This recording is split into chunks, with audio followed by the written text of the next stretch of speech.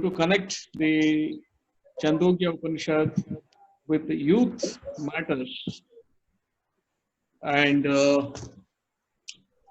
I have the pleasure of formally introducing Mr. Dilip. He is well known to all of us. He is an alumnus of REC Warangal, Regional Engineering College, Warangal, now NIT Warangal. He is a 79-83 batch. And later on, Mr. Dilip worked in several institutions in India and abroad, had industrial experience, managerial experience, and somewhere down the lane, he got a calling, an inspiration into the scriptures. He has studied so many scriptures and particularly Upanishads. And at a time when I and Niranjan started this forum, it was me and Niranjan only. And later on, we really discovered Sujata Madam and Dilip Garu, and who have been adding a lot of value. In fact, they are the gold mines, Mekana's gold mine, which we have discovered. And delivered by these people are really beautiful. And today we have such an opportunity to listen to Mr. Dilip,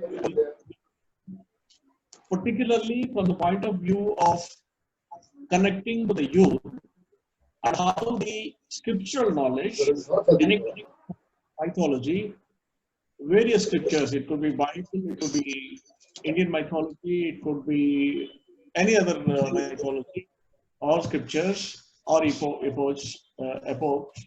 And these issues we'd like to, these anecdotes, examples we'd like to connect with you and really see how we can turn the youth into a different generation, what we know and what we are seeing them today.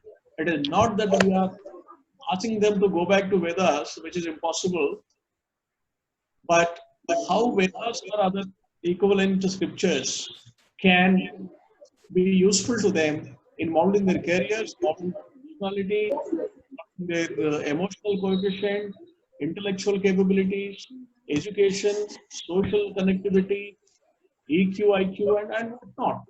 I have my experience, and so is the experience of all of us, that the knowledge which we have gained, experiences, ethos that we have from our family, teachers, and books from the ancient literature have contributed enormously to the making of what we are today. And it is our duty also to pass it on to the progeny. So in this mission, Mr. Niranjan had an idea and I supported that, and then we started this forum. The future of this forum, it is only a beginning. The last 10 to sessions that we have had are only a beginning, and we'd like to really see this forum to become a forum of molding youth into greater personalities, like what Vivekananda Swami said. So that is the idea, and it is not a pure mythology or pure spirituality that we are talking about. We are not a religious group. We are not going to recite hymns and the hymns and other things. We are going to understand those things and translate them as much as relevant to the youth. So to this extent, I think we have same understanding. I would now pass on the platform to Mr. Dilip to take us through the Chandogya Upanishad and its connectivity with the youth. Thank you very much.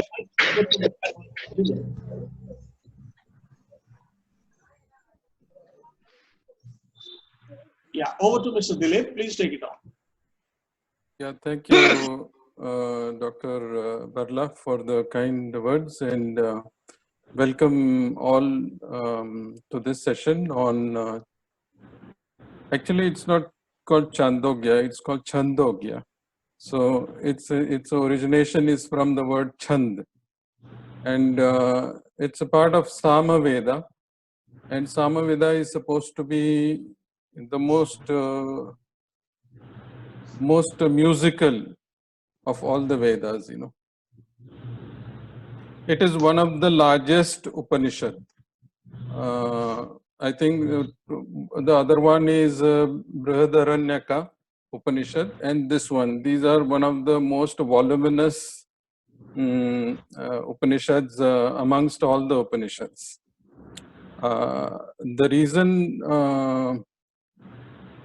we cannot, it will be impossible for us to cover the entire thing in a period of say 1 hour or 1.5 hours of duration, the whole Upanishad. So we will be touching upon a few of the key points and see how we can develop or trigger off and trigger off the desire to know more about the Upanishad or study more in detail, you know, in our leisure time. So this Upanishad, as I said, we cannot do justice to it in a matter of 1.5 hours. The reason being twofold. One, it is of very esoteric nature, and it has got a lot of Upasana mantras and Vidya mantras. Upasana mantras are more towards meditation, you know. An individual can keep on chanting those mantras, the one which are referred to as Upasana mantras, and be more, go more meditative into it, or do meditation on those mantras. Then there are Vidya mantras, which describes basically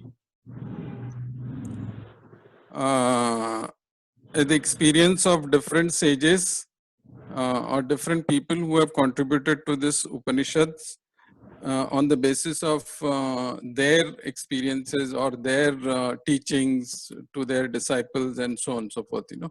So how they look at, or how they found out about the universal reality, which is Brahman, what is being said here. Now, there is one more very peculiar feature about this Upanishad, is that it is based on, it is in the Brahmana portion of Samveda. Usually, most of the Upanishads, they are placed in Upanishad portion of the Vedas. But this one is placed in the Brahmana portion, which is more related to the rituals and so on and so forth, you know. And your video is off. Can you switch on your video if you don't mind? Pardon? Your video is off. We're not Okay. seeing you. Okay, 1 second. Yeah. Okay. Sorry. Because initially I switched it on when Niranjan had done the previous setting, and then he logged out and logged in again, and then I forgot to switch it on again. Sorry about that. So coming back to this particular Veda, and as I was mentioning, it is placed in the Brahmana portion of the Samveda, and there is one more Veda which I think we have already covered. That Veda is Ishopanishad. Ishopanishad is in the Samahita portion of the Vedas, you know. So I have a slide which will give us a proper perspective on how the knowledge base is distributed and where we stand in terms of the Vedas, you know, so that it gives us a perspective. Now, the key, one of the key sentences of this Upanishad is Sarvam Kalavidam Brahma. So all is Brahma, basically, it means, you know, or this verily it is Brahma. So whatever is surrounding us, everything is Brahma. Now, the quest or the journey what we are indulging in by studying these scriptures or Upanishads or any other scripture is basically a journey from ignorance to knowledge.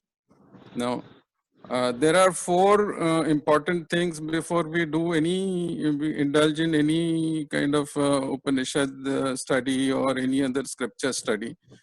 Is one, to understand what is the major theme followed in most of these scriptures. Number two, how it is related or what is the engagement in this particular Upanishad. The third thing is, what do we get, how do we benefit out of this? And the fourth thing is, what are the necessities, what kind of pre-qualifications are required to understand? Because, for example, are we ready? The question to ask, right question to ask is, are we ready to understand the Upanishad? Like, for example, the very oft quoted analogy is given, that of a matchstick and a match. If the match is wet, so it is not ready to get fired. But if the matchstick is dry and the match is dry, you strike it and immediately there is fire.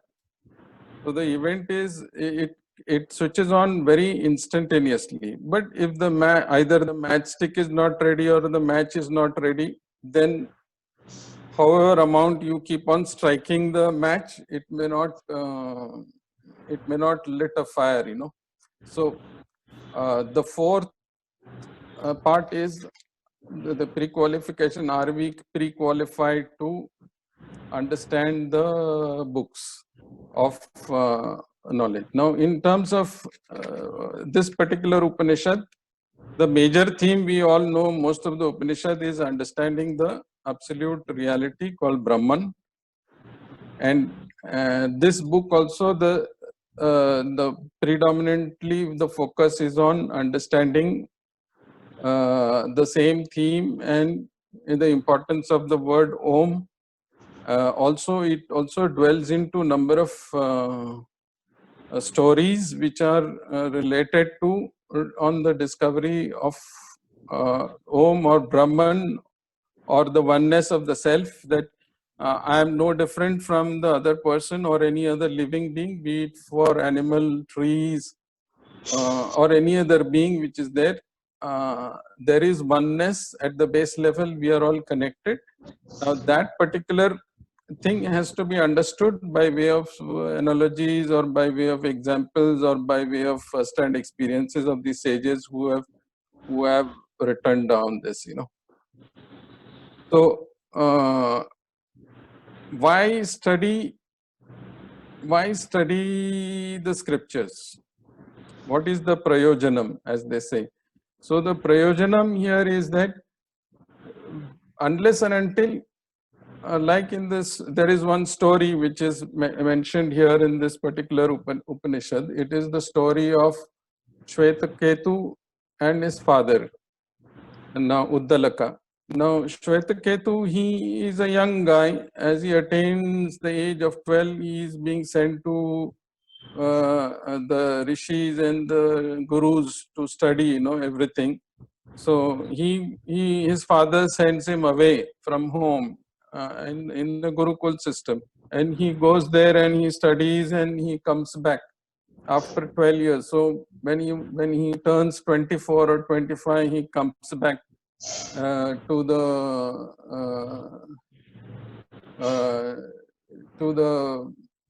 his home, you know. So his father watches him coming in, and he asks him that his son, what did you study? No, so he said, I studied all the Vedas, I've studied medicine, I've studied mathematics, I've studied astronomy, astrology, and everything which is there, whatever the teacher could teach me, I have studied, you know. So then he asks him a very simple question: have you studied yourself? You know, do you know yourself? What is who are you? Like the question of what am I? You know, So he asked him that very basic question. So he stumped, he says, I don't know, the teacher did not teach me this.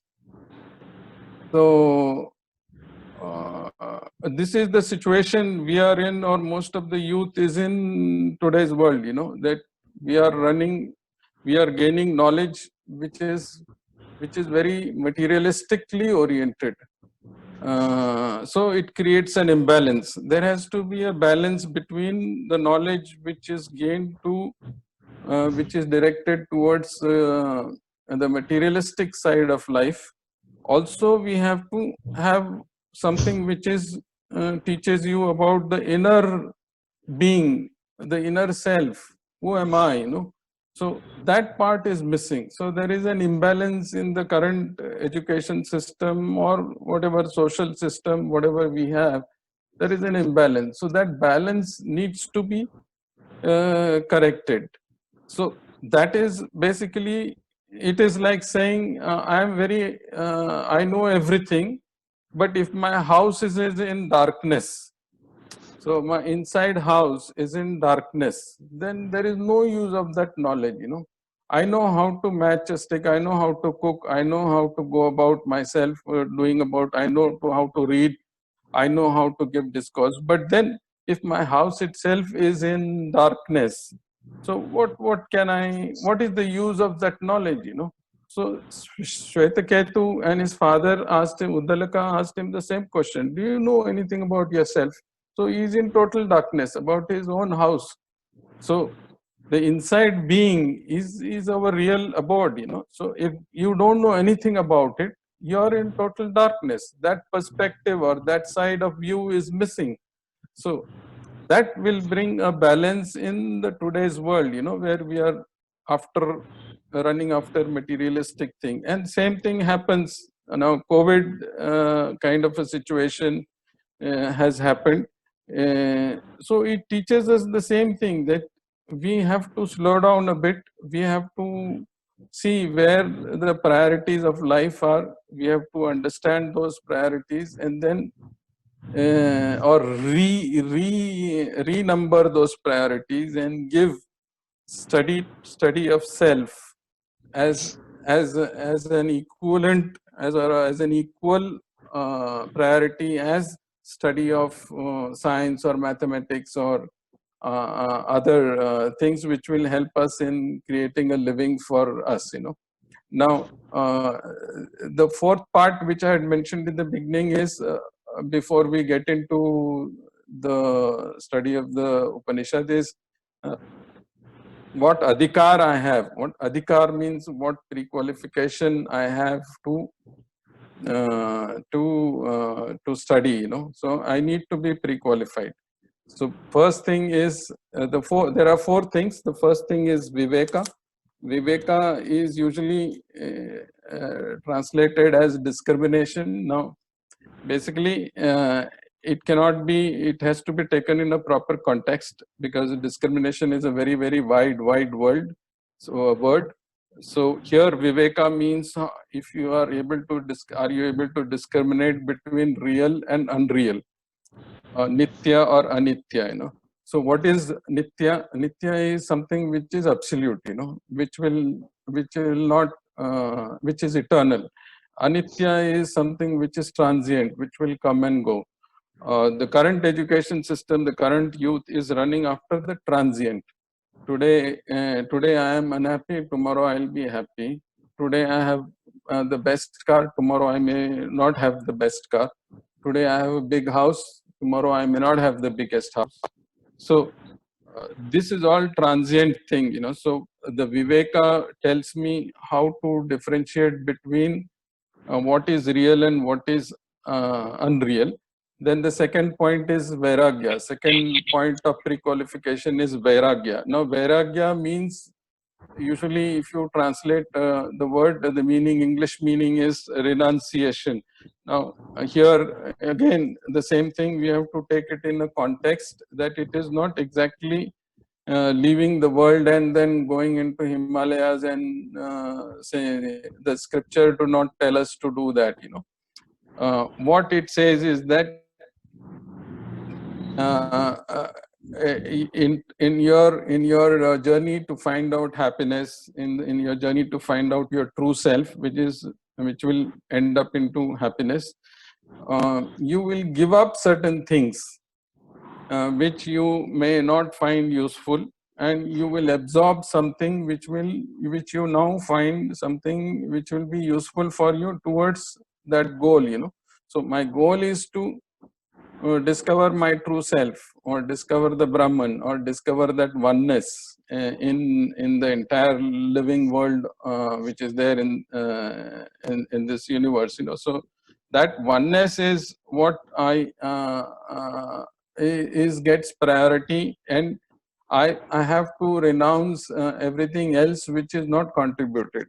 Now that again doesn't means that you renounce everything and then that one-minded. So as we have seen, the stages of life is since you are born, then you are a student, then you are a grahastha ashram, then you get into the other stages of life. So you have to lead that life, but keep an eye on the goal that yes, my ultimate goal is to find Brahman, and to know that what is my true self, and so on and so forth, you know. So renunciation is discarding the low value stuff and adopting the high value stuff. Now, what is low value and what is high value?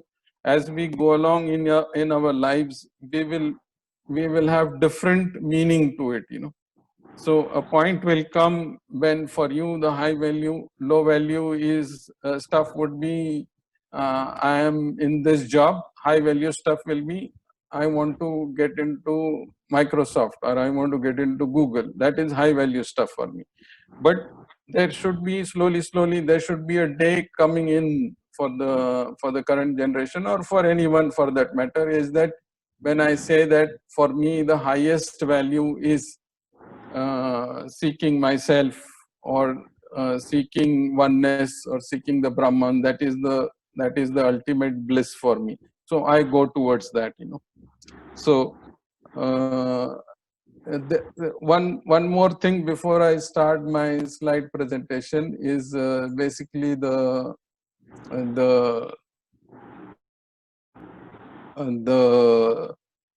third part, which is I have covered two parts of the pre-qualification, Viveka and Vairagya. The third part is Shata Sampat, that is the sixfold virtues, which is Shama, Dama, Uprati, Titiksha, and Shraddha, Samadhana.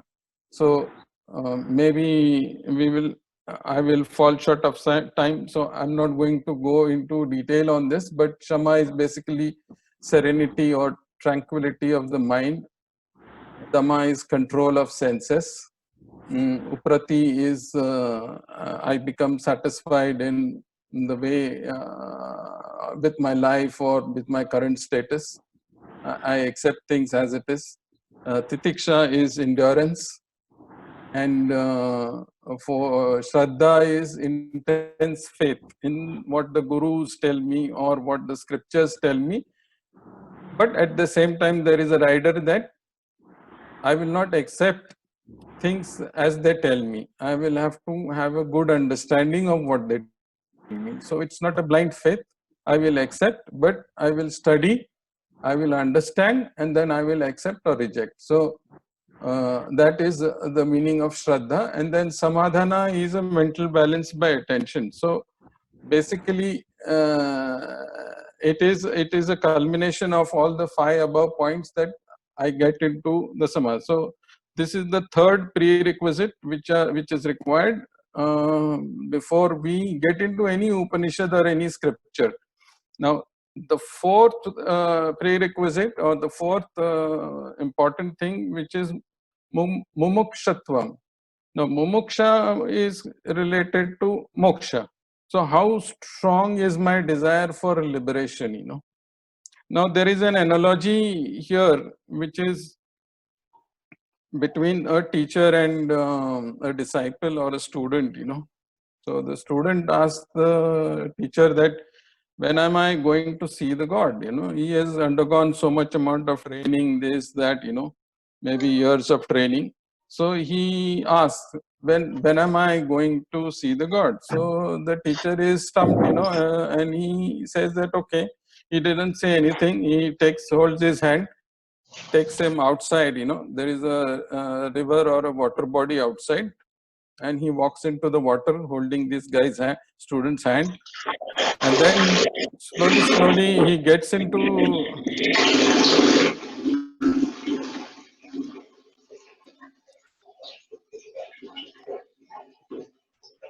slowly he gets into the water, and they started going deep inside the water. As soon as the water touches the nose, so he holds the hand of the student, head of the student, and forces the head down inside the water, and holds him there for maybe a few seconds or a minute or so, and then pulls him out. So he asks him that, what was going through your mind when your head was below the water, So the guy says, there was only one desire. I just wanted to breathe, So he then tells him, this answers your question, when am I going to see the God? So when the desire is very strong, so when you feel or when you accord this kind of urgency or this kind of priority, that there is nothing for me in life other than this. So when you are highly focused on this, so it's like a do or die situation for you. So that is when you are ready, and that is when you will start seeing the God, or start seeing the Brahman, or start seeing the ultimate reality of life. So I will start this. 1 second.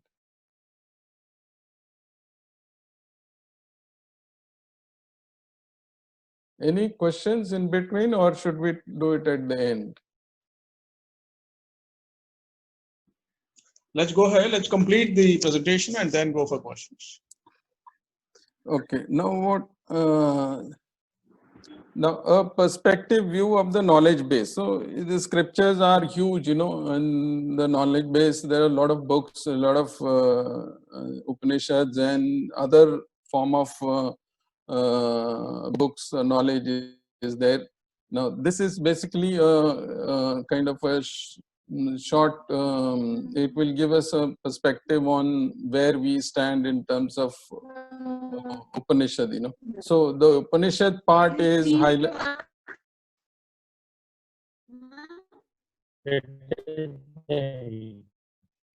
I cannot hear you.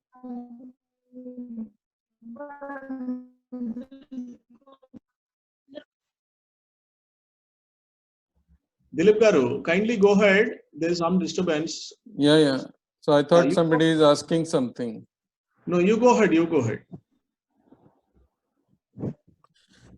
Now the yellow, the thing highlighted in yellow is the Veda, Rig Veda, Yajurveda, Samaveda, Atharva Veda. And the Vedas are divided into two parts. One is Purva Mimamsa and Uttara or Karma Kanda and Jnana Kanda. We are concentrating on the Jnana Kanda, and we are particularly studying the Upanishad part, which is the end of the Vedas. So that is why the Vedantas. Now, in terms of Vedas, again, it will give you more focused perspective. Rig Veda, Yajurveda, Samaveda, Atharva Veda, and under this we have different Upanishads. Now, Chandogya or Chandogya Upanishad comes under Samaveda. We have done most of the other Vedas. And just to recap, some of the fundamental concepts which we have learned over a period of time while our journey through the various Vedas. Now this basically, 1 second, I think this thing is covering.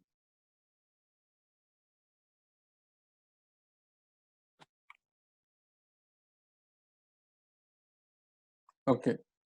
Now, this again gives you a kind of a gist of what we have been dealing with. What is gross body? What is subtle body? What is causal body? And what is not self and what is self? So currently we live under the illusion that the bottom part is the real self, and we are not aware of the self part, which is on the top. The awareness. So Maya is what creates the illusion of not self, and the journey is from the not self to the self. So to understand the awareness or to the self.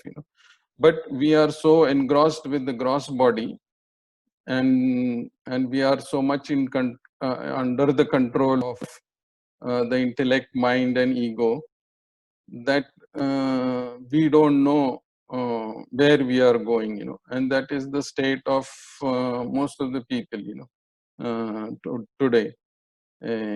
So we are engrossed in the materialistic stuff. Now, this indicates the subtle body, how it functions. So at the center, you have the mind, which is the hub for the entire functioning of the subtle body. So you have 5 organs of knowledge, which are jnanendriyas, and 5 organs of action, which is karmendriyas. So the organs of knowledge are the sensory organs, which will feed into, it's kind of an input mechanism to the mind, and the mind then, based upon whatever it is getting inputs from, type of input, then it gives instructions to organs of action, or it could store it in the memory, or it interacts with the intellect, and then it gives us whether to store or whether to give any action, or so on and so forth. This is basically a story. Now, what we think is, our concept of self is basically this, that our subtle body is the self.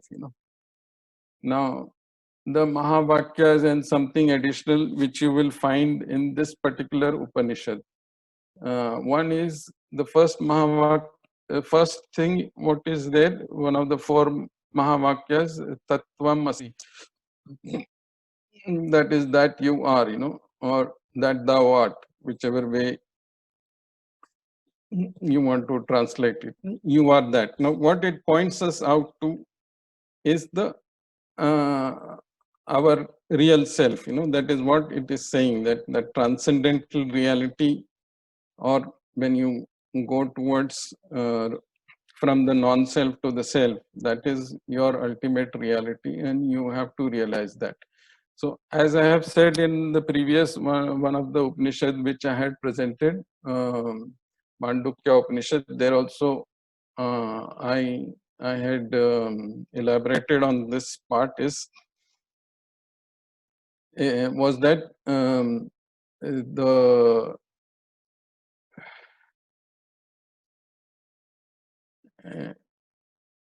one second.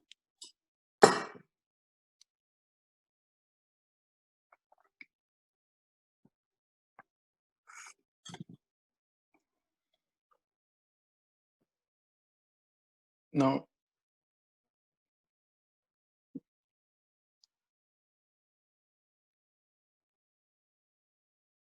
the other the other Mahavakya, or you cannot, it has not got that status of Mahavakya, but it is very important, and which says that Sarvam Khalu Idam Brahma. So all this is Brahman. That is one of the statements in this particular Upanishad. It comes in the volume 3 and Khanda 14. And then what you also find in this Upanishad is the famous Gayatri Mantra, which is part of this particular Upanishad. And again, it has got a meaning, and it helps us to, it is one of the strongest mantras in the whole of the scriptures which are there in Upanishads and so on and so forth. So, and I share with you some of the quotes. Now, this is This is written by Mr. Griffiths. So there is this city of Brahman, that is the body, and in this city there is a shrine, and in that shrine, so he is defining where to find Brahman. So there is a shrine, and that shrine is a small lotus. In that lotus, there is a small space, akasa.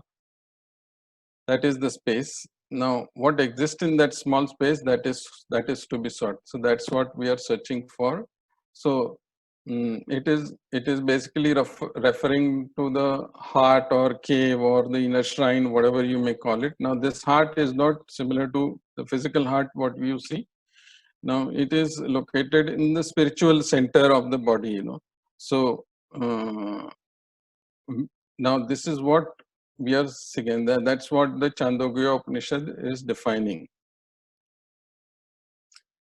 Now, there is another quote which is by Mr. Charles: where there is infinite, there is joy. There is no joy in the finite. This is also a statement in the from the Chandogya Upanishad. Now, what it says here is that the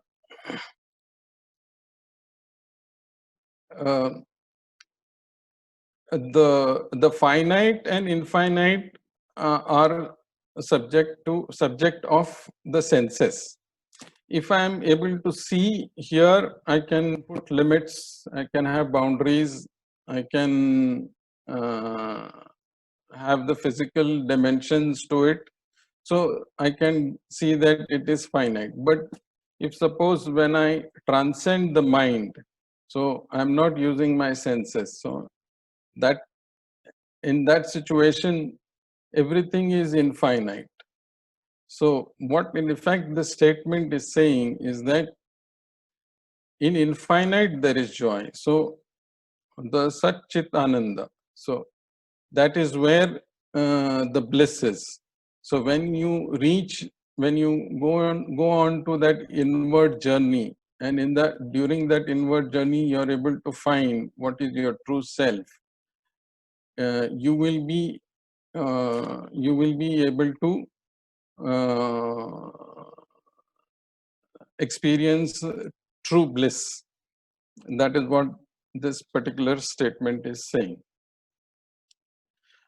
Now, little brief on the Chandogya Upanishad. It was done 6th or 8th century before BC, and it is termed as one of the Mukhya Upanishads. Mukhya Upanishads were written somewhere between 800 to 600 years before Christ. So those Upanishads were termed as the Mukhya Upanishads, and it is part of Sam Veda. It has got 8 chapters, and the basic philosophy of this particular Upanishad is oneness of Atman. And the most popular verse from this Upanishad is Tattvam Asi. Now, it is a Sanskrit text, and it is in the Chandogya Brahmana of the Samveda, which I have mentioned it before, that it is an unusual occurrence in the Brahmana part of the Samaveda. It is one of the oldest Upanishads, and it is one of the top 10. You know, it is listed 9 in the Muktika canon of the Upanishads. Now, this belongs to Tandya school of Samaveda, and like Brihadaranyaka Upanishad, this also is a text which is a collection of text. The time is very difficult to tell in this particular Upanishad, is because there are number of the chronology is a little bit confused here, because it's a collection and something which was transmitted verbally, orally, something for which there were written scriptures were available or written text was available. So they have put together in it. So while we are going through this Upanishad, we find that sometimes you see the difference in style, and there is a difference in the concept also. There are some subtle differences you can observe when you're reading the text. Now, which will give you an idea that on the first hand side, appears to be like a patchwork, you know, that yes, you could see that it's a different style and it's a different, sometimes there is a shift in the concept, so a subtle shift in the concept. So that is the background of this particular Upanishad. And same like Brihadaranyaka Upanishad also, same way. Now in this particular thing, there are actually 10 chapters. Now, when I said earlier, I have said 8 chapters, but the first 2 chapters are relating to the Brahmana part of it, and the last 8 chapters are related to the Upanishadic part of it. So we will be focusing on the Upanishadic part of the this thing, of this particular text. Now, again, I had mentioned it before also that it has got a beautiful, it is easily adaptable to singing. So there is a meter structure in the way verses are written, and they can be sung very easily. So that is what the Chandogya Upanishad or entirely the Samaveda is famous for, you know. So Upanishad in general, now they call it, the chapters are Prapataka chapter. Each has got a khand or a volume to it, a number of volumes to it, and in each khand there are number of verses in this. The first chapter includes 13 volumes, second 24 volumes, third 19 volumes, fourth 17, fifth 24, sixth 16. So you can see that the extensiveness or the exhaustiveness of this particular voluminousness of this particular Upanishad, which is very huge, you know. So to do justice to something like this in 1.5 hours will be a bit on a difficult side. So what we'll be quickly going through is just skipping, not skipping through, but sailing through quickly, you know, some of the salient features of this particular Upanishad. Now, like I said, eight chapters are from the Upanishad side, and two chapters are from the Brahmana text. I will go to my next slide. Now, there is some commonality between Brihadaranyaka and Chandogya Upanishad. Some of the sages, what they have quoted, some of the stories, there is some kind of a repetition in this. So, why it is called Chanda Yoga? Now, it is derived from the word Chanda, which means poetic meter or prosody. So, what is Chanda? Sanskrit prosody is a study of poetic meters and verses in Sanskrit. The meters studied are also called as Chanda, you know.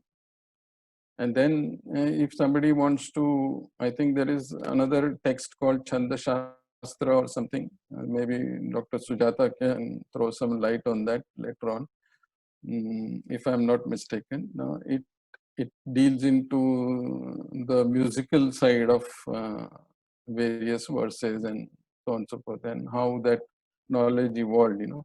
But here, one of the Vedic meters, you know, different Vedic meters, Gayatri, Ushnik, Brahati, Pankti, Trishtup, Jagati.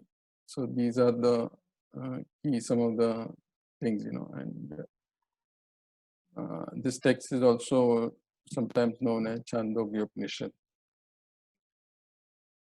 Now, summary of Chandogya Upanishad. Now, this is, as I said, I have mentioned it before also, that it's a living document. So people were adding things to it, you know, at a very later stage. You know, some of the things, the origination was somewhere much before 600 BC or maybe 1000 BC, but they got included in this. So very difficult to, you can say the compilation was done around 500 years before Christ. But some of the texts are much older, you know. So here one of the commentators is not an Indian guy, but his name is Klaus. He has classified Chandogya Upanishad into 3 natural groups. So, and that basically tells you what the Upanishad is all about, So, the chapters 1 and 2 largely deal with structure, stress, rhythmic aspects of the language and expression, and particularly the syllable Om, So, how the Om is, and what is the significance of Om, it defines that. The second group consists of chapter from 3 to 5, which is again collection of upasanas and vidyas. So now, previously I had mentioned about upasana mantra and vidya mantras. So these are the two. Now upasana mantras are more meditative, vidya mantras are more knowledge based, So we'll be focusing more on the knowledge part of it. And that's what it basically focuses on the mind, the life, spirituality, and so on and so forth. So can we go a little faster? Can we go a little louder and faster, please? Yeah. Now, third group consists of, what I will do is, I will not go into chapter by chapter, but I will just go into the essence of, basically, the essence of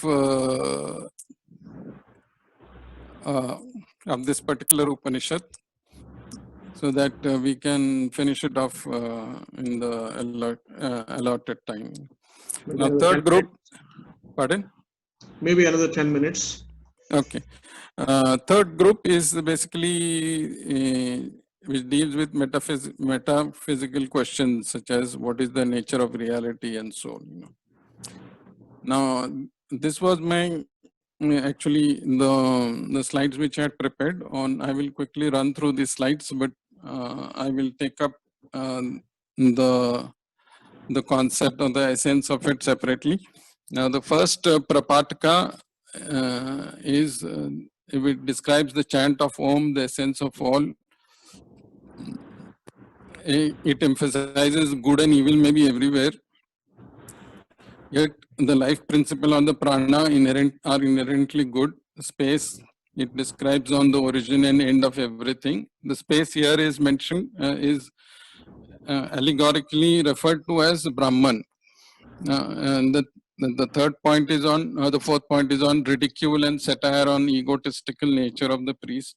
So, which is even prevalent today, that many of the priests, when they recite this hymns and verses, and they do it more mechanically, they don't understand the meaning of it, and it has been there right from the beginning. There is something like that. Then the first chapter also touches upon the structure of language and cosmic correspondences.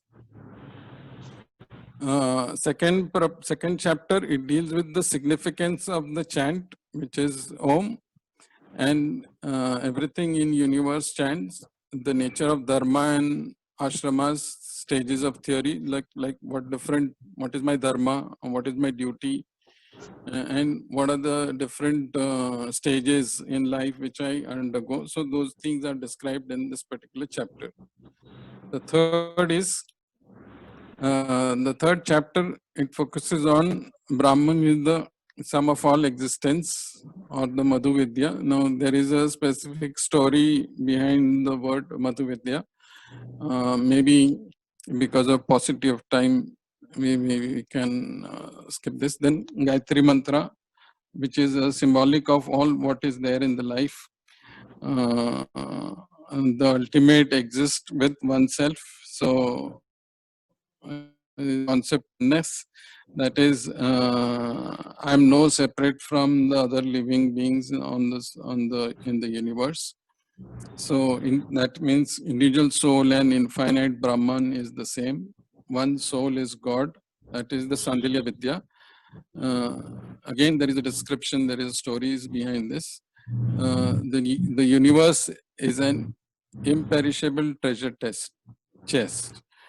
Life is a festival, ethics is one's donation. Now, whatever points which I have written, there is a description and there are stories behind all of them, So, there is a story of Janashruti and Raikwa, which elaborates on the concept of some Varga Vidya, that is a Vidya of absorption, basically. So again, it's a concept, will need some time. Maybe if we get time down the in the coming weeks, we can elaborate on few of the stories, Now, then the other one is Satyakama's education. Now, this is very relevant to what we relevant to the youth of today is basically be honest. And the way Satyakama was honest, he came from, he asked his mother, he wanted to go get educated and go to a Guru Gautama. And he asked the mother, because the first thing the Guru will ask, what is your lineage, what is your Gotra, what is your father's name, this, that, So he asked his mother, what is my father's name? So mother says, oh, she has been working as a maid servant and she is going around from house to house. So she said, I don't know who is your father. So he goes to the Guru still, and Guru asks him, Gautama Guru, he asks him that who are you and what is your name, what is your Gotra? So he tells exactly the same what his mother told him. So he accepts him, and because of one reason, that he has been honest. He's not trying to. That's the true quality of a Brahman. So he's already initiated in the Brahmanic knowledge. That is the first requirement. You always say the truth. Always be honest. And then he gives him a task. He gives him around 100 old cows, and he tells him that, okay, you go to the forest and come back when these 100 cows, these are old cows, some of them are diseased and almost on the verge of dying. He says, come back to me when they become 1,000. So he goes to the forest with these 100 cows, and then there is nobody to talk to actually. So many years passed, and he is learning all along. For learning from whom? Learning from the nature. He's talking to the bull, he's talking to the trees, he's talking to the stone, he's talking. I mean, this is very allegorical, but again, this is what he has been. This is how he has been gaining his what you call the education. So when he comes back, the Guru is surprised, and he sees an aura around him that this guy is really educated now, and there is a glow about him.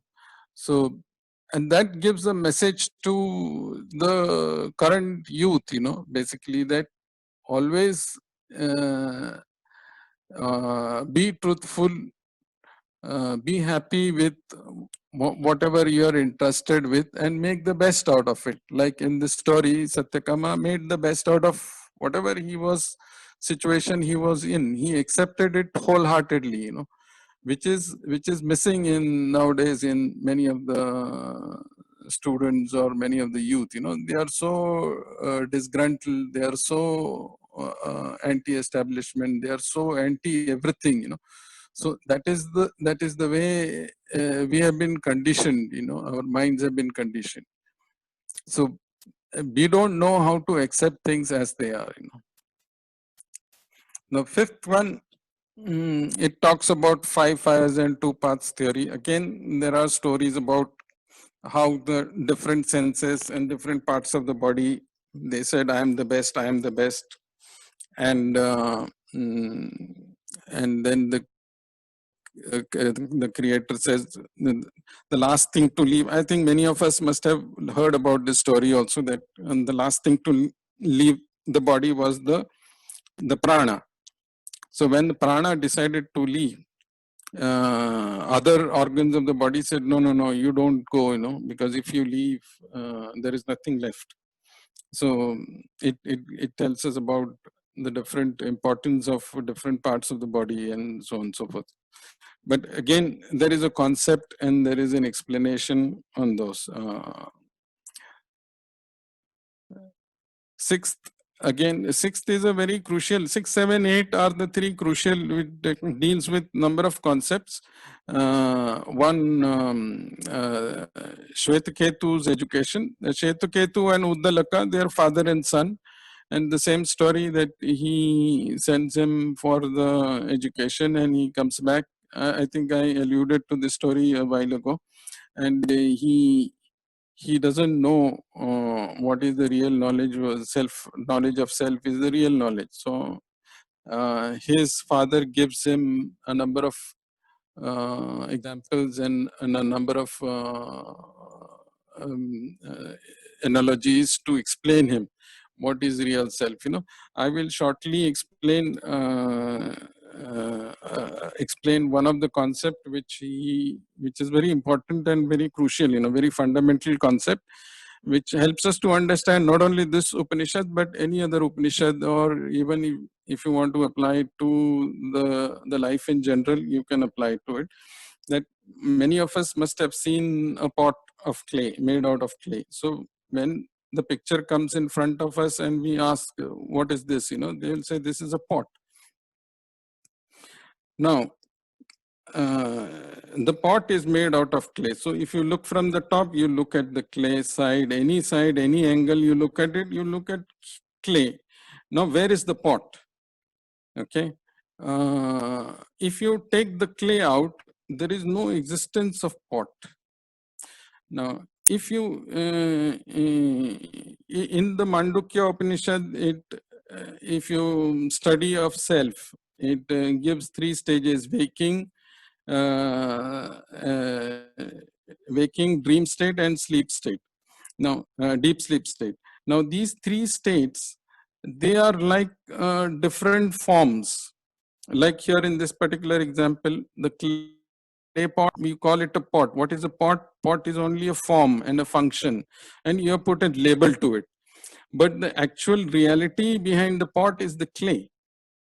Same thing with these 3 stages of life, So there is a form and a function with each stage. So there is a waking state, it's just a label. There's a form and a function associated with that label. Then there is a dream state. Again, it's a label, as there is a form and a function which is the naam and the roop, the nama roop of that particular state. And the last thing is the deep sleep state. Again, there is it's a label to that particular state. Now, what is the underlying? Like in the pot example, the underlying reality is the clay. In this particular, when you analyze your life in a similar way, so you have 3 states in the life: waking state, dream state, and deep sleep state.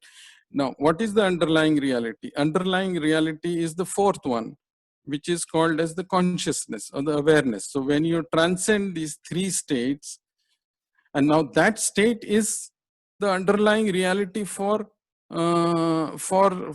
everything, And if you withdraw that underlying reality, if the consciousness is withdrawn, everything collapses. So all these 3 states, they rise in consciousness and they fall in consciousness. So if the consciousness is withdrawn, it goes away. Same thing with the clay pot example, that when you take away the clay, there is no pot. You cannot point a finger that that's a reality for you. No, pot is not the reality. Clay is the reality. And another example which Uddalaka gives to his son is about the gold. So same. I can have a bangle, I can have a necklace, I can have a bracelet. Now, all these 3 things are made out of gold, but the bracelet, necklace, or head tiara, whatever, it is a form and a function. So there is a label to it. But what is the underlying reality? Underlying reality is the gold, So if you remove the gold, all 3 collapse. Same is the case with the three stages of life. If you remove the consciousness, everything is collapsing. Another analogy given is the example of if you go into a cinema hall and you are watching a movie and you have entered the cinema when the movie is on. So you as an observer of the movie, there is a movie running and there is a screen. Now your consciousness is equivalent to your screen. The movie is what you see, what your senses are feeding you to, and you are the observer as a watcher of the body, whatever is there. Your body is the watcher. I'm not going to use the word you, because I want to come to that at the end of this analogy. What is real you? What is my real self? Now, because there is, if there is a scene on the screen, everything is getting wet. The screen doesn't get wet. If there is a scene in the movie that there is a fire, the screen doesn't burn down. Or if anything happens, there is sun or heat or anything, the screen is not affected. So same is the case with consciousness. So whatever happens in your life, consciousness is not affected. It is not dependent upon you. You are dependent upon the consciousness. It is the other way around. So consciousness does not get affected, is untouched by you. It is something bigger than you.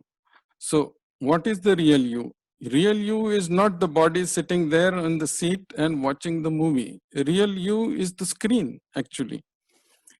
That is what the knowledge most of the Upanishad and this particular Upanishad and Uddalaka gave to Shvetaketu, that you have to realize these knowledge, knowledge about mathematics or medicine or whatever, you have learned the scriptures and the Vedas and Upanishads and other Shastras you have learned, it is it is just a label, it is just a name, it is just words, but the real knowledge is the knowledge of the self. So you should know, you should not confuse yourself as that I am the person watching the movie. No, I am the person who is the screen. I'm the screen, actually. I don't get affected by what is happening. But the way our minds have been conditioned, that from the day we are born, or even some of the vasanas which are there existing, the samskaras which are there, which comes with our genes, it makes you so identified with the body, that we think that I'm the body, I'm this mind, I'm this ego, I'm this, I'm so and so. But that is again a wrong calibration of the mind, So what we need to understand here again, which all the Upanishads point out to you, is that the reality is whatever it is. Upanishad are going to point you towards that reality. You may be aware of that reality, but you are not able to understand the reality. You're not able to have the correct perspective about whatever the reality is. You may be seeing it every day happening around you, things happening around you, things which are going sometimes right, sometimes wrong, and so many things happening in your life. But the underlying reality we are missing all the time, So it is very, very important, and this is what the Upanishads are telling us, that we need to understand the reality, ultimate reality of life. Now, the 7th chapter is again, it tells us about the concept of moving from the outer world to the knowledge of the inner world. And there is a story again of Narada and Sanat Kumara. Again, Sanat Kumara, I think, is son of Brahma, and Narada is the person who can go into any realm of being. And he comes to Sanat Kumara and asks certain questions, that I'm this, but I'm not happy with what I am, and so on. So how do I know more about myself, So which is when Sanat Kumara gives him a set of instructions, a set of knowledge, and he first wants to know, what do you know? So he tells, I know these things. Then he starts his, again, from the Ativadin to the self-knowledge, that journey starts, and there are certain instructions and certain knowledge discourse to him, So that is mostly covered in the chapter 7. And the 8th chapter is again, it kind of a rounding off of the entire thing, nature of knowledge, Atman, soul, what is false and true Atman, which is what I have said in the previous 2 slides before, that we have a false identification with what I am not, and that is how our minds are conditioned. So we need to recondition, unlearn, and again learn the new thing, Basically transcend the mind and move towards more deeper understanding of what my true self is, So the takeaway is, I think there's one philosopher, author, Schopenhauer. He has quoted that the summary of this particular Upanishad is Tattvamasi, and that is universally accepted, and most of the philosophers or commentators, right from Adi Shankaracharya and many other, Ramanuja and so on and so forth, Madhvacharya. So these guys have laid emphasis on this particular phrase, which is Tattvamasi, which is one of the most important. And what it highlights is the compassion. What Schopenhauer has said is very apt. Compassion sees past individuation. What does it mean? That when I see individuation means I see myself as different from the tree, as different from the other persons around me, or different from the earth, or different. So because my senses makes me to believe that I know where I am ending and where the other guy is starting, or the other object is starting. So the important thing to understand here is that this individual, if you go past this individuation, then the real compassion will set in, if I feel that everything is me, so my boundaries are not limited to the edge of my skin, my boundary is everything around me, around me, then there is a compassion which will come. How will I cut a tree, for example? If I cut a tree, I should feel the pain. That is what the sense of oneness. If I hit you, or if I kill a man, or if I kill a bird, or if I kill somebody, or I hurt somebody, I'm hurting myself. That is the kind of sense which we have to develop. Now, that is where the compassion comes in. Once you start feeling that way, the word compassion has got no meaning. That will not be there in your dictionary, because you would not do something which will harm yourself, because everything is you. So Schopenhauer has very aptly summarized the whole Upanishad, So comprehending that each individual is merely a manifestation of the one will, you are the world as a whole, this is what the understanding should be, What nowadays people are talking of environmental sustainability and all those things, there also it actually falls in line with the Upanishadic way of thinking, that I should I should not do something which will harm the other species, which will harm the trees, which will harm the bees. Everything has got a utility. Maybe today I don't understand how bees are important to me, or how mosquitoes are important to me, or how the water is important to me, or purity of water is important for me. I may not understand the importance of that, but as long as I feel it that way, that I don't see it separate from me. So if I harm somebody else, I feel the pain. if that conditioning is done for every person, the world would be a better place to live in, you know. With that, I kind of end my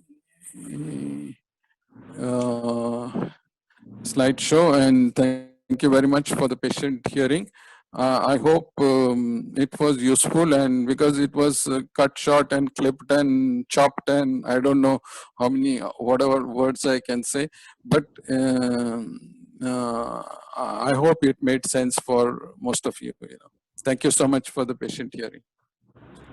Thank you, Dilip Garu. Wonderful summarization of the great Upanishad, the largest Upanishad. You have brought home the points very clearly through examples and anecdotes. The Tattvamasi, the Gayatri Mantra, through the examples of Uddalaka and the Satyakama Jabala and others, Narada and so on. So nobody can do a better job than this within the given time. I think such a great and vast Upanishad has been brought to a summary. We are so fortunate that we have a person like you in the group, and then we come back to you again and again. And before we go to question and answer, I'd like to acknowledge the presence of some important people in this group. Bhavana Prasad Rao, thank you very much, ma'am. Welcome to you. Dr. Sarani Ghoshal from NIT Goa, a very well-known person of English professor, associate professor of English in the NIT Goa. Welcome to you, ma'am.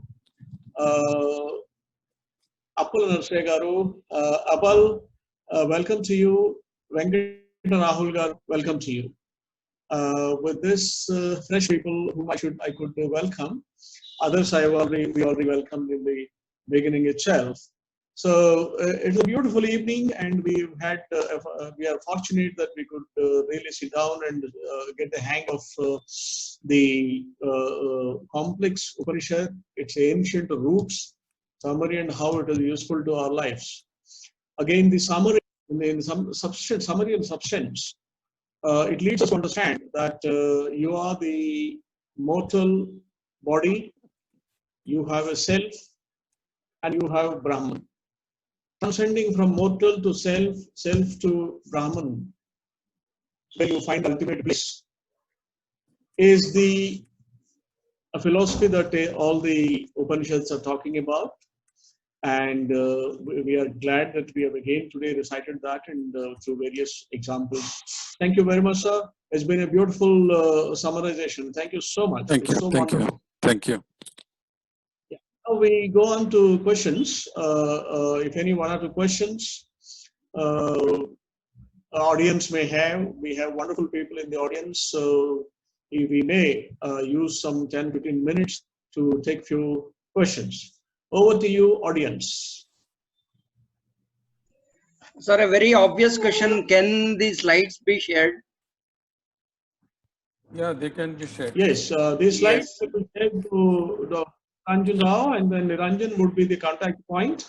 Niranjan Garu, kindly store all these materials every week we are presenting. Kindly keep this as an archive, and whenever a participant wants, we'll be happy to share. Thank you very much for the yeah. Thank you. Sir, Sarani Ghoshal, madam, I have a question. Yeah. Good evening, and I thank you for a wonderful presentation. So I just want to clarify a point. As you refer to the story of Satyakam, and the story says that Satyakam was sent to the forest with 100 cows, and he was instructed that he should return when the number grows to 1,000. And it happens exactly. Now, I just want to ask you that, is it talking about experiential knowledge? This is my first question. And the second is that in European critical theory, because my disciplinary training is European literature and European critical theories, so there is a theory called pantheism. Pantheism says immanent God, concept of immanent God. God is there in every aspect of nature. So it is the same, the pantheistic philosophy that is being propounded. I mean, so I can say that European theory of pantheism is derivative in nature, because it derives from the story. Am I correct? True, true. Actually, I think one of the slides did mention the word immanent, Now, you are right in pointing out that, but we don't know what rubbed off Upanishad rubbed off on the European, or European rubbed off on the Upanishad, which way it happened, but that's inconsequential, as far as we are not historians, and we are not to go into those kind of between the lines reading. But again, on a broader perspective, what you say, what you allude to is right, that yes, ultimately you have to learn from everything. In the earlier days when there were no books, no knowledge, knowledge is just a kind of a systemic knowledge, is a product of maybe last 1,000 years, maybe at the most, or 1,000, 2,000 years. But before that, human civilization had been existing for a quite number of years, So in those days, how a person would learn, Now a giraffe calf, the way, or an elephant's calf, when it is born, how does it realize where to go for food? Where is my mother's udder? Where is who is my mother? How does he get this knowledge? So he learns. I mean, he falls, and maybe there is some knowledge which is already inbuilt with him in his genes, but again through his vasanas or whatever, through his samskaras. But again, there again, it becomes very important to understand that the self knowledge, and this particular Upanishad, and for that matter any Upanishad, they highlight this part, that you study yourself, Swadhyaya is one of the things which is being focused, is being put, given the importance of due importance, that is the best way to learn, and experiential learning is the best form of learning, Again, we come out with today's generation, they come out with bookish knowledge, which has got absolutely no relevance to life, they don't know. Suppose you are left in a jungle, they don't know how to cook, they don't know what to eat, they don't know anything, they can't generate a fire without use of a matchstick or a lighter. So the life skills are missing, and which is what important is that somewhere down in the, if you see in the historical timeline, somewhere we have veered away from the path, that the focus is there only on certain parts, which I said, the materialistic part, that everything is geared towards making a living, that I want to make the fast buck, and I want to have the biggest house, I want to have the fastest car, and I want to have the latest gadgets. That's what our life is after, So somewhere down the line, like I had mentioned in one of the slides, that we have to, that balance is missing. Now the balance is provided by the inner journey. We are focused on the outward journey always. 100% outward journey. There is no inner journey. There is no place for inner journey in today's world. Very few people who are going inwards. So same thing about Satyakama, that he went ahead and he learned from the nature. And that's the best place to learn to. Now, how did Newton came up with the theory? I mean, he was in the lap of the nature. And how did Ramanuja, the greatest, one of the greatest mathematician, and I think in one of the previous Upanishads presentation, Mandukya Upanishad, I had given this example that of two classic cases. One was about Stephen Hawking, and his body was affected, but he had a great mind, And the other one was the John Nash, he was a brilliant mind, but he was a highly schizophrenic, So his mind was defective, but when it worked, it did wonders, So and then these two examples and what they did with their life, So and then there was a third recent example of, again I am repeating myself for many of you, that third example was Sushant Singh Rajput, who had everything. Who had everything what a young youth would ask for today, but then he lost it. Why did he lose it? That balance is missing. that inward journey, we are totally outwardly projected. We are going only running after, we are like a hamster on the wheel, you know. So that is our existence. So we are just running and running and running in circles. But that balance is missing. I hope I have answered you. Thank you, Dr. Sarani. Thank you, Dr. Dilip. Experiential learning is what we have learned through Satyakama. And also Dr. Sarani's question that the immanent God concept is valid here in Indian philosophy as well as European philosophy. Wonderful question and wonderful answer. Thank you very much. Now let me go back to Venkat Rahul. I think Venkat has got a question which was left over. May I get back to Venkat? Sir, Over to you, Mr. Venkat. This is not a question but a compliment. The way sir has picturized the structure of the Upanishads and the knowledge there, I think it stuck to my mind. And for a long time, I was looking for some such graphical representation of the Vedic structure, the Upanishad structure. Thank you so much, sir. And there were a couple of other pictures also along the way, which I think made me ask for those slides. I will share it. I will share it. Thank you, Venkat Garu. I will share it with Niranjan, and maybe he can cascade it down to whoever is interested. Most of the matter which I have collected is from the public domain, so I don't have problem sharing it with you, with anyone, you know, because sharing is sharing. That is what we want to do. You know, we want to spread the good word. So. Dilip Garu, I have some embarrassing questions, some questions which always embarrassed me from the youth. Last 15 to 18 years, I have been into the student, you know, as a principal, as a professor of the colleges in engineering as well as MBA. I have encountered a lot of questions from the students who are in their 20s, early 20s and late 20s.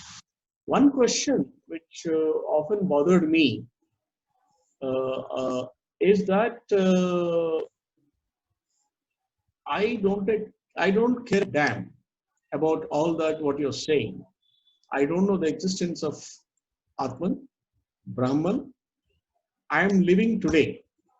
I want to enjoy myself, all the materialistic things God has given me, and I will enjoy, I will accumulate wealth, and of course probably by right, and I will die. I am born, I enjoyed, I've done my purpose, and I've died. That's all. I don't know anything else. Don't bother me. Any question, then we can. That was the first thing that really puzzled me. The second thing that puzzled me is Tattvamasi is well known, well recognized. You know me, you know it, I know it, and the existence of the mortal self, the existential self, the immortal self, and also the Brahman, Paramatman is all known, and I am trying to go there, and I understand that. I understand that, no problem. So even if I study all the Upanishads, I am going to get the same message. Hey, you have three things: mortal, immortal, and the ultimate. Okay, I'm trying to go there. I'm not able to go there because I'm saddled with the day-to-day world, and I'm enjoying my life, and I will be into this only. Don't tell me all these things. I don't find any use of these things. I don't want to waste my time. I want to finish my BTech. I want to get married. I want to have a beautiful wife, bungalow, car, as you already mentioned in your talk. So this is the focus of the youth. Youth, even others also. A lot of people go to a real estate broker or a share broker and talk to him about these things. He will not allow us to go nearer to him. He is busy making money. He has no time for any of things like this. So this is how the difficulty is coming in connecting the unconnectable with the philosophies that we are talking. So any experiments, any research, writing books and keeping it there is no use. Adi Shankaracharya had written and Madhavacharya had written. They have written books and gone away, and the books are safe in the shelf. Once in a while, people like you and me are reading and explaining. Good enough, it goes on and on and on. And what has happened? Further deterioration only has happened in the last 2000 years. Only further deterioration has happened, if any. If we compare between the inward journey and outward journey, I would say that the outward journey has surpassed, and it's going to go more and more. It's all artificial intelligence, it's all blockchain and AR, VR. Don't tell me anything else. This is my Upanishad. My Upanishad is blockchain. My Upanishad is AR and VR. What is the use in reading those ancient texts? That era is gone. I am living in this era. 2000 years later, my blockchain becomes the Veda. So the Veda coming later, and so on. So this is how the whole thing is a reality. I'm just my intention is to raise a point, not to question. This is how where we are unable to attract the youth, sir. So, kya karenge? Any thoughts on this from the audience? First from Dilip sir, then from audience. No, like what I had said, it is basically boils down to how our minds are conditioned. You know, our minds are conditioned by what we see outside because our input device is outwardly oriented. So my sense organs, eyes, ears, nose, whatever, everything is outwardly oriented. I cannot hear my own heartbeat.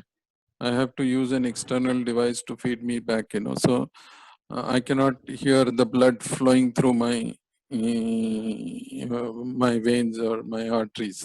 So given this situation, you know, I'm conditioned, constantly being conditioned by what is happening outside me, you know, what is happening in the society, what is happening with my school, with my college, what sells, what doesn't sell. This is how the society has been structured. Okay, there may be pros and cons about it, that okay, we should not have done this, we should not have done that, you know, but this is how we are moving ahead or sideways, or whichever way you want to see it, you know.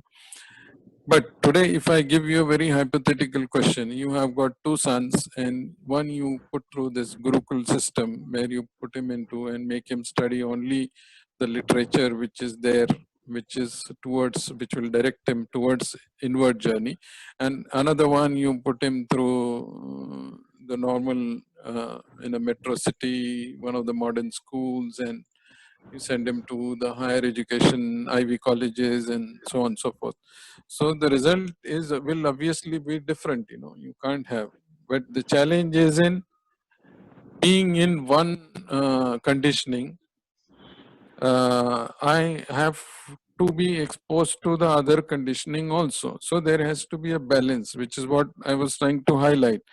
That I had given this example of trying to drive a one-wheel cycle. It is very difficult. It is a skillful task. Not many of us can manage, which is what we are trying to do, you know, in which we are failing.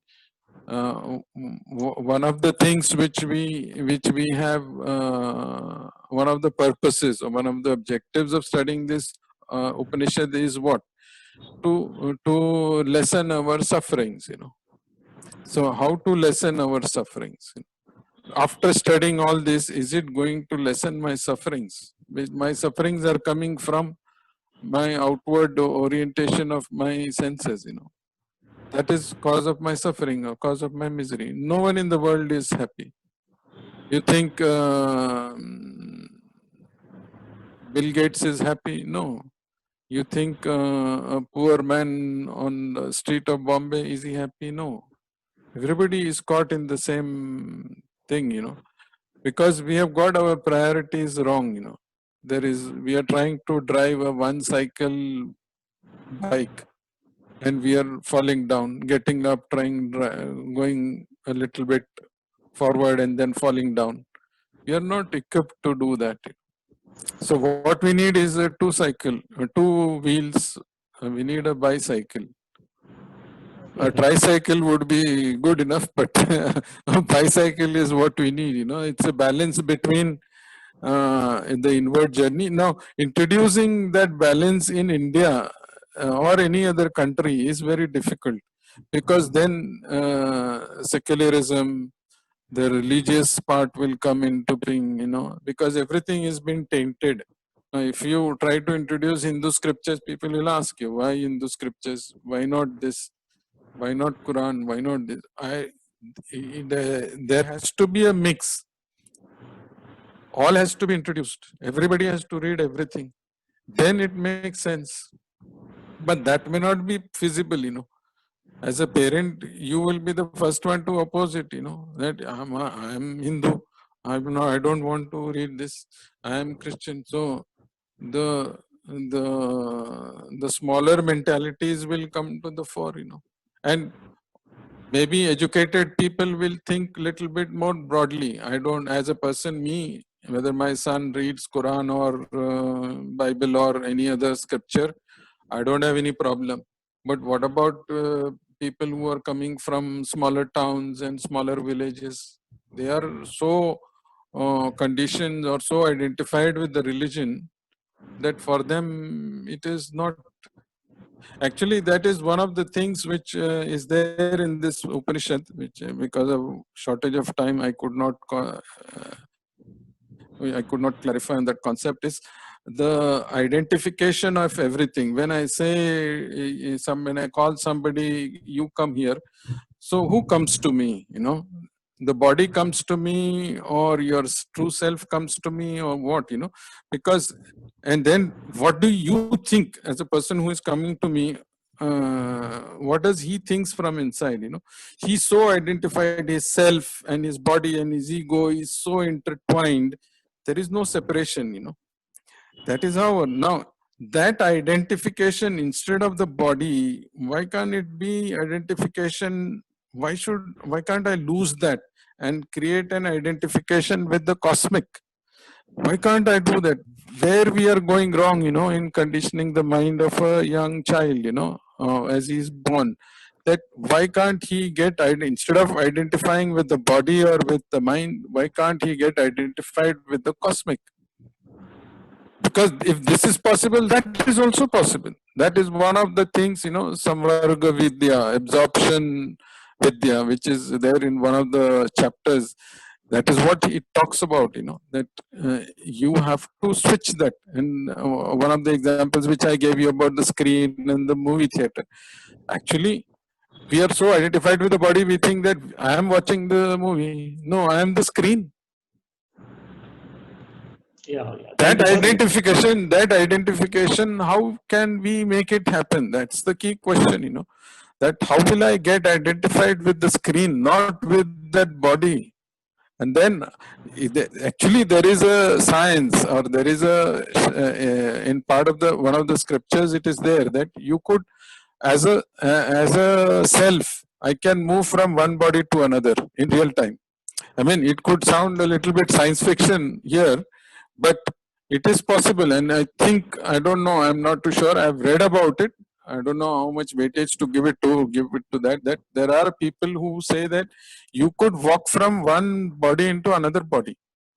That today I am in this. And that's how the gurus were training their disciples, you know, that if they feel that there is something, or the physician, how he was treating is that there is some blockage. He sees your energy kind of energy tray. Then he says there is some energy is getting blocked at one particular place. He enters your body, removes that blockage, and then comes out.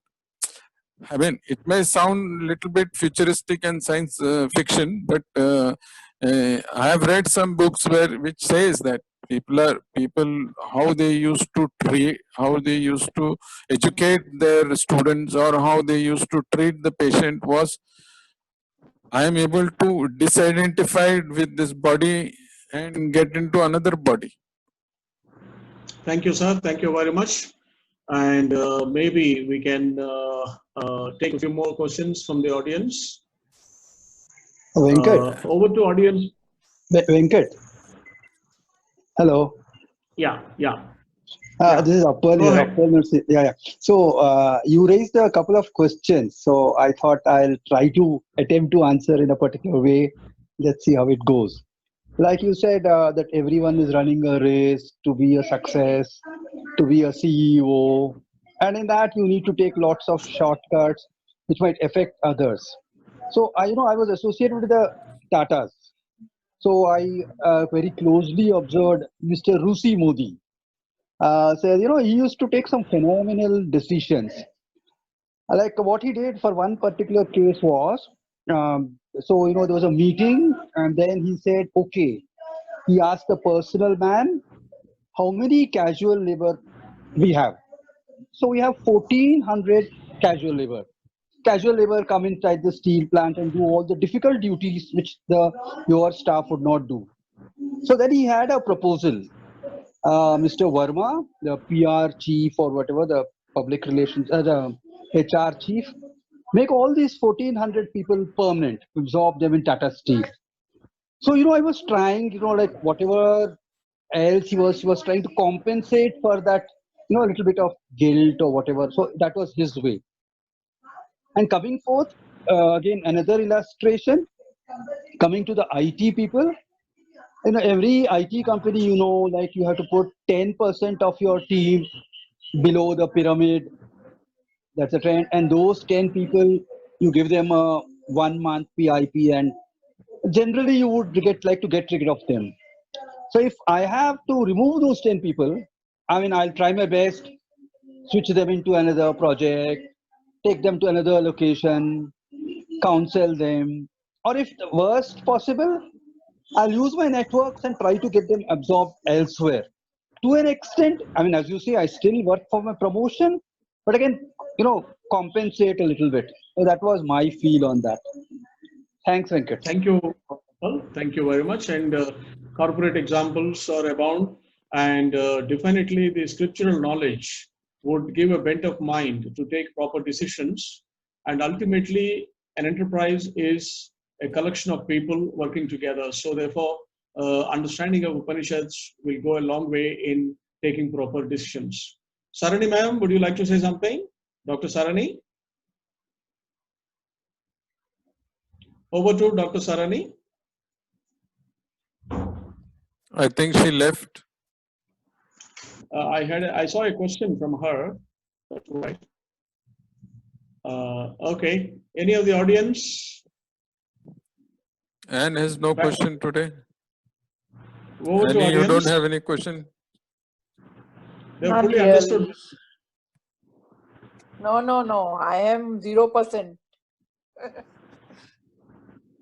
Okay. Anna madam, would you like to add a point? Anna ma'am? No, it's okay. Not today. Sir, Sujata here. I would say that anxiety, worry, all this. Am I audible? Yeah. Am I audible? Yeah. See, anxiety, worry, unhappiness, whatever it is, that is being realized by, I think, almost all the individuals are realizing.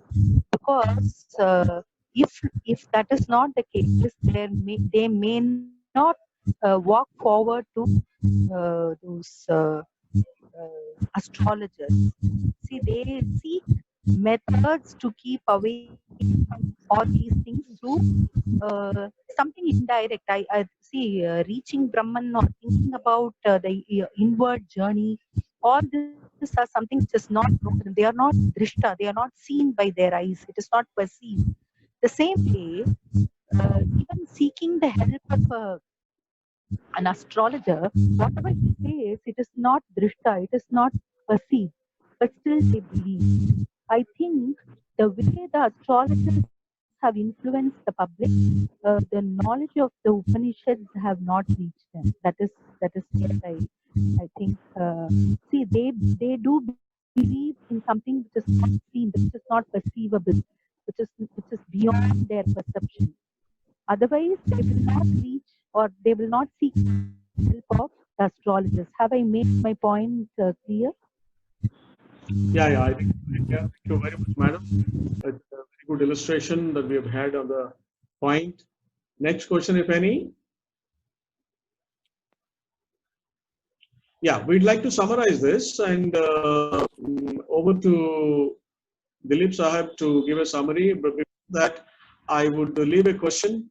I have two questions. One is, of course, to ask the audience and ourselves, what is the method that we would like to fabricate in order to connect this workshop, this platform to the youth. So let us put our minds together and come back week after week.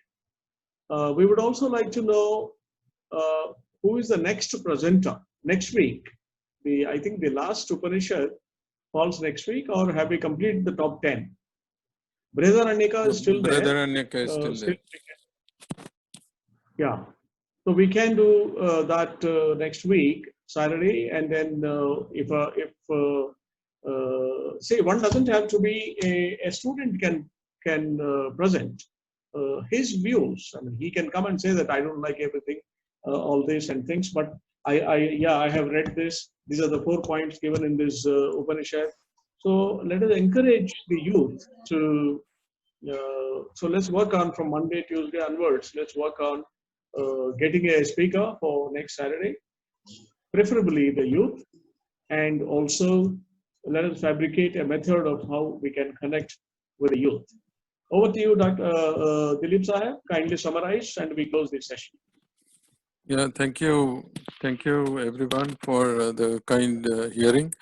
And just in the concluding remarks, I would add to what Sujata ma'am had said, that anxiety and things like those, which we are projecting our past into the future, and that is always an issue. We are never content. We always we don't accept things as it is. We are always interpreting things, projecting into the future and seeing what is it going to do for me. And that is where the anxiety comes in. So if we are able to live in the present moment, I think that would be the best way to avoid anxiety about things and accept things as they are, not sit in a very judgmental role. I think that would solve a lot of issues. And for that, I don't need any scripture knowledge or anything like that.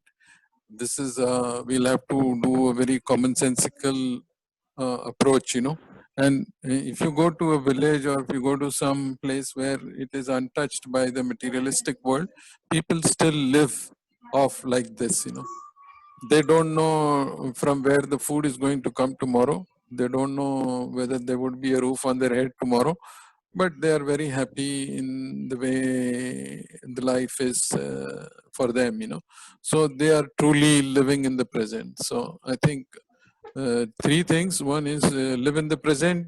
Don't be judgmental about things. Accept things as they are coming to you. That would solve a lot of issues for all of us. Yeah, and thank you very much once again. Yeah, thank you very much.